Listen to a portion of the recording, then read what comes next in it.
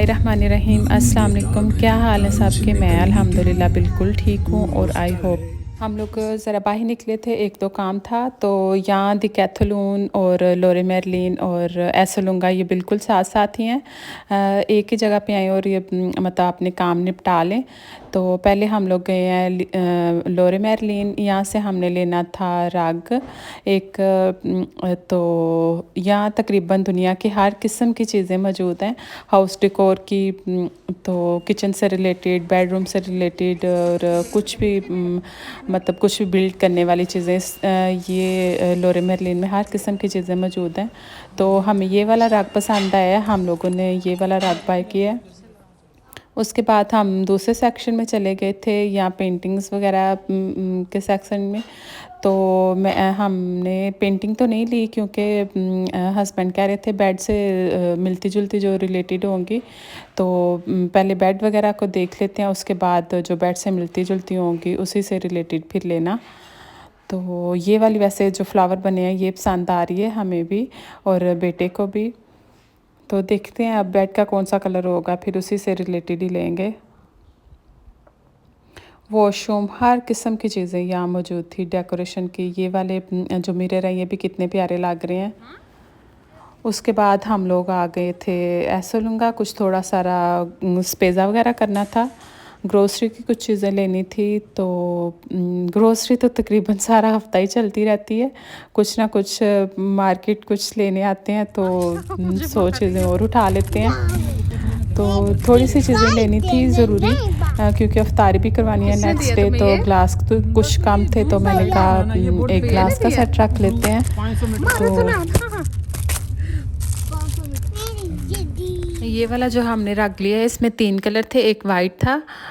White में सबसे ज़्यादा प्यारा लग रहा था, तो वाइट मेरे हस्बैंड को पसंद आ रहा था। फिर हमने सोचा कि बच्चों वाला घर है तो वाइट तो बड़ी जल्दी गंदा हो जाएगा, और ये वाला कलर क्योंकि सोफ़ा ये इतना सॉफ्ट था तो इसी वजह से मेरे बेटे को भी ये वाला पसंद आया था कि ये सॉफ्ट वाला ही हमने लेना है।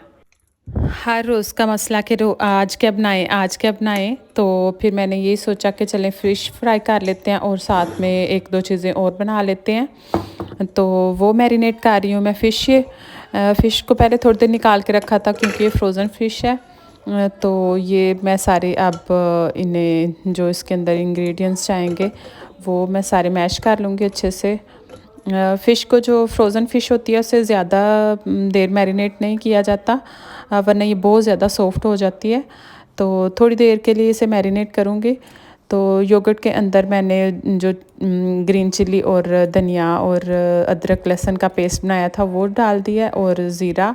और रोज़े में इतना हाथ तो खाया नहीं जाता, ज़्यादा दिल होता है कि बंदा पानी या इस तरह का, मेरा तो दिल होता है खाना जल्दी से फिनिश किया जाए और चाय साथ में फ़ौरन बना लें। मैं नमाज़ पढ़ने जाती हूँ और पहले चाय रख के जाती हूँ।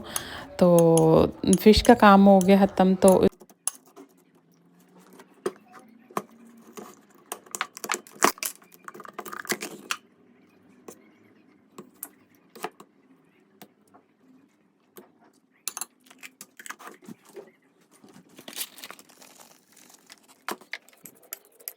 अब साथ ही फ्रूट चाट बना के रख दूँगी क्योंकि मेरे हस्बैंड योगर्ट वगैरह नहीं खाते तो उनके लिए सेपरेट से निकालनी पड़ती है।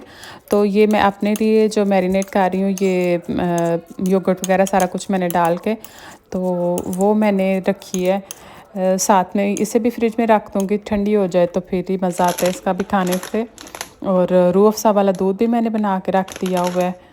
और इसके ऊपर अब ज़रा क्रंची क्रंची हो तो फिर ही मज़ा आता है। या अलग से पापड़ियाँ वगैरह जो दही पल्लो और पापड़ी चाट के लिए होती हैं, तो इस वैसे ये आसानी होती है, ये ऊपर डाल लें तो थोड़ी क्रंची क्रंची मुझे तो मज़े की लगती है। अब ब्रेड पॉकेट्स भी हो गए हैं फ्राई, तो अब साथ में कर लूँगी फ़िश को मैं साथ फ्राई। उसके लिए अलग से ऑयल डालूँगी क्योंकि उसका ऑयल जो होता है उसमें फ़िश की स्मेल ही रहती है, तो उसके लिए मैंने अलग से ऑयल रखा है। तो वरना पकोड़ों वगैरह दूसरी चीज़ों में भी स्मेल आएगी फ़िश की, तो इसके लिए मैं अलग से ऑयल में साथ में थोड़ा सा बना लिया था मैंने सैलेड, और साथ में थोड़ी सारी वेजेस भी थी वो भी मैंने थोड़ी सी बेक कर ली हैं। जो ग्रीन मैंने पेस्ट बनाया था फ़िश के लिए उन्हीं को मैंने लगा के वेजेस में तो वो भी रखी हैं, वो भी बेक हो गई हैं अच्छे से, उनके साथ बड़ा टेस्ट आता है। तो वो भी बेक कर लिए हैं।